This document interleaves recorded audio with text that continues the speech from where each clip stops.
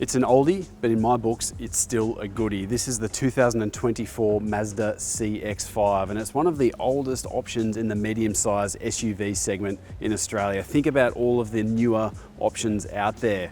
Honda CR-V, Kia Sportage, Nissan X-Trail, Hyundai Tucson, Toyota RAV4. There's probably a few that I've missed in there as well, but even though this is one of the oldest out there, it's still one of the most popular. And I think it's still worth considering, especially in this top specification grade. And in this video, I want to run you through everything that you need to know about this Mazda CX-5. What it's like to drive, what it's like in terms of value for money, what the interior is like, and all of the technology that comes with this model. So let's go for a drive. This top spec Mazda CX-5 Akera Turbo is priced from $55,000 plus on-road costs, which makes it the most expensive option in the CX-5 range. And it comes with everything that Mazda can throw at this medium-sized SUV, and that includes Napa leather interior trimming, heated and ventilated front seats with electric adjustment, heated steering wheel and rear outboard seats, a 10.25-inch infotainment display, and a head-up display. On the outside, we have adaptive LED headlights, body-coloured flares and side mirrors, and a 3D styled grille, along with specific 19-inch alloy wheels for this grade. There's also a 360-degree camera system, electric boot, sunroof, smart key with push-button start, parking sensors front and rear, and dual-zone climate control. Under the bonnet is a 2.5-litre four-cylinder petrol engine that, with the help of a turbocharger, makes 170 kilowatts and 420 newton meters, and that runs through all four wheels via a 6-speed automatic gearbox. This represents a bump of 30 kilowatts and nearly 170 newton meters over the naturally aspirated model, and it means this turbo model gets a power-to-weight ratio of almost 100 kilowatts to the ton. This is the interior of the 2024 CX-5, and like I said before, this is top spec, so all you can eat, as they say in the range. And you would expect to have some nice materials and some nice touches going on here. We've got a fair amount of bells and whistles happening, but you can also get a bit of a sense of the age of the vehicle overall. And there's a few things like sort of screen size, the way you interact with the screen through this, I'll get to that in a second, that probably betrays the age of this CX-5 a little bit. But in saying all that, this still feels really quality and you've got a lot of nice stuff going on. So firstly, traditional air conditioning controls here, really good, nice and easy to use. We do have heated seats and ventilated seats in this spec, which is really nice. There's a wireless charging pad there, two cup holders further back, and a relatively small center console. But in there, you'll find two USB-C power outlets and a 12-volt. These seats, you've got electric adjustment, you've got memory for the driver too, which is nice. But this material feels really good, they're comfortable, and I think it looks good as well, which is very important for a vehicle at this price point. Now, this technology here, this is the infotainment display. It's a decent size, but it's definitely been outgunned in recent years by newer competition out there, and it's mostly controlled via this rotary knob down here behind the gear shifter, which can be frustrating at times. I've got a love-hate relationship with it because sometimes you figure out how to use it and it works okay. And you know what, it's not too bad, but then other times you're driving along and you're twisting the dial and you're not getting it to where you need to be. A touchscreen is better in that regard. So I'm sure in future generations of this car that will probably change. These are going a bit out of fashion, but at the moment you still have to persist with that, which is a little bit annoying. The cluster in front of the driver here is partially digital, but it looks quite classy. I think you've also got a heads-up display in this model, which is nice technology. You've got a sunroof, there's plenty going on, I think. So despite this car feeling a little bit old overall, it still feels quality and it still feels nicely executed. And here's the second row of the Mazda CX-5. And as usual, that's my driving position up in front there. I'm a little bit under 6 foot tall. And in terms of legroom, I've got a little bit on offer there, but I'm going to say not as good as others in the segment. The medium-sized SUV segment has gotten bigger in recent years. There's a few examples of cars like Kia Sportage, Honda CR-V, I mentioned those earlier, but those are two cars that have effectively increased the size of this segment and I think have increased buyer expectations as well. This is okay, I think, in the back, but it's not as big and spacious as others. So I'm pretty comfortable, but I don't have an overload of space here.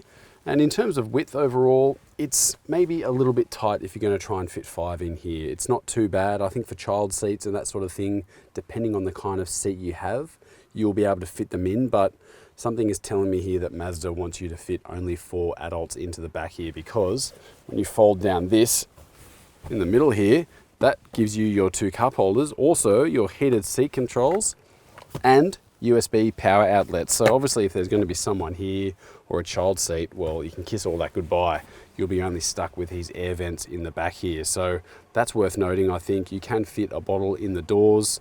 And this material here, I've noticed in this test car, just looks a little bit scuffed up, probably from shoes and that sort of thing, banging into it a little bit.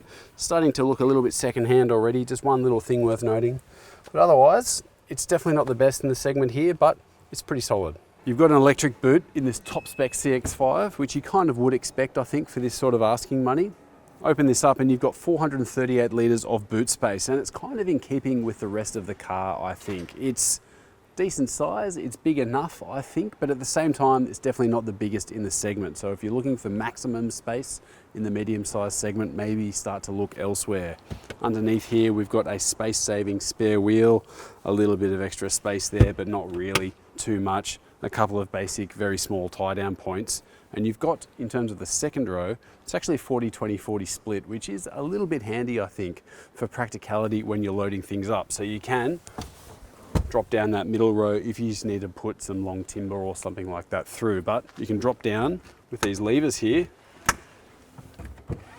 the second row, and that folds to almost, but not completely flat in terms of overall size. And it's actually pretty useful.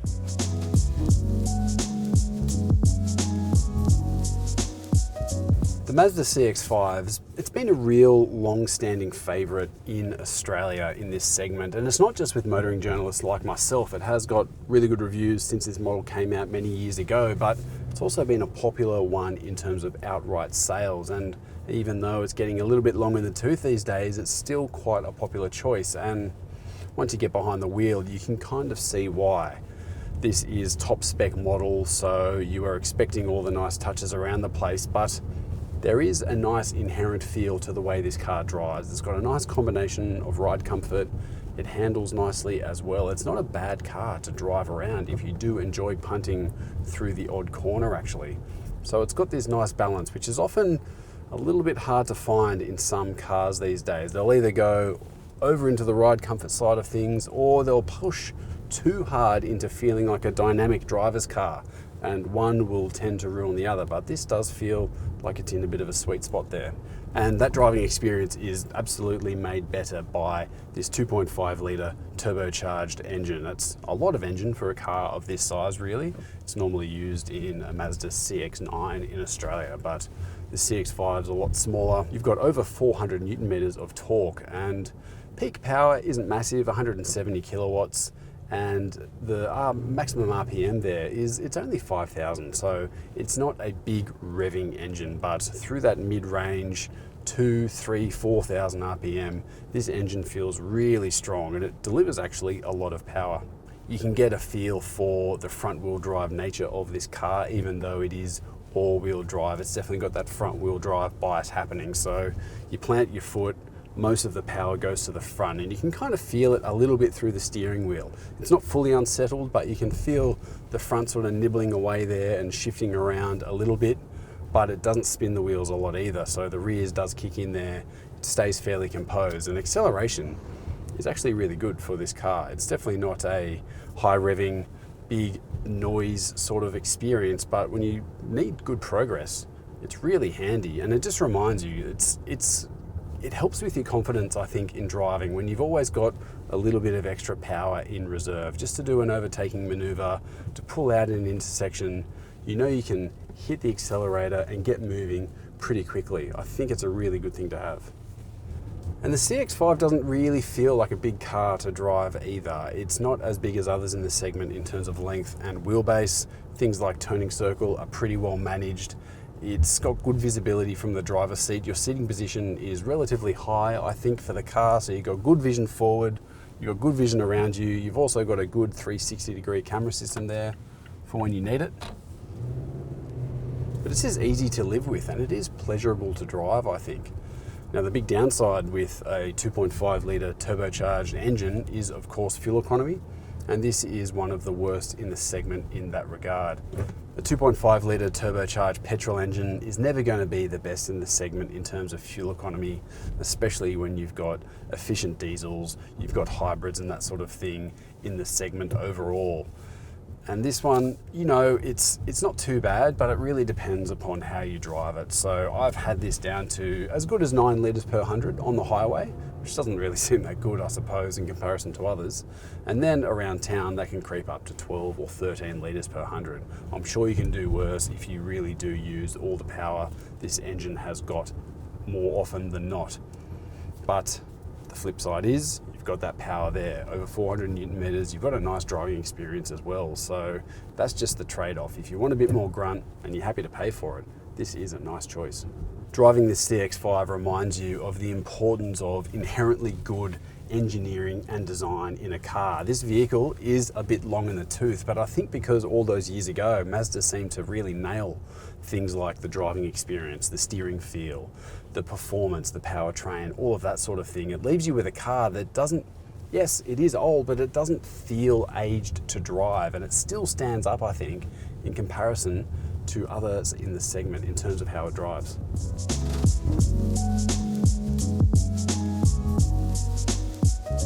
Well, it's not the latest and greatest in the segment, and nor is it the flashiest, especially when you are looking at top spec models. When you're spending the kind of money that this one asks for, there are some really, really nice options in the segment, but that doesn't mean that this car isn't without its appeal. And even though the years have worn this thing down a little bit in some regards, it feels really sharp and polished in others as well. I really enjoy the driving experience of this car, and it couples well with a bit of grunt under the bonnet there. And that does really set this vehicle apart from others in the segment.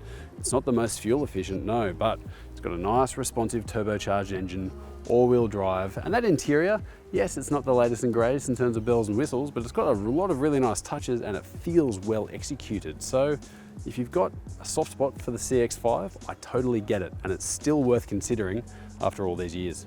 I hope you have enjoyed this video. Give us a thumbs up if you have, please, and make sure you're subscribed to our channel on YouTube. But if you want more details on this CX-5 or any other car on the new car market in Australia at the moment, make sure you head over to Drive.com.au, because we have everything covered, and I mean everything. But always, thanks for watching.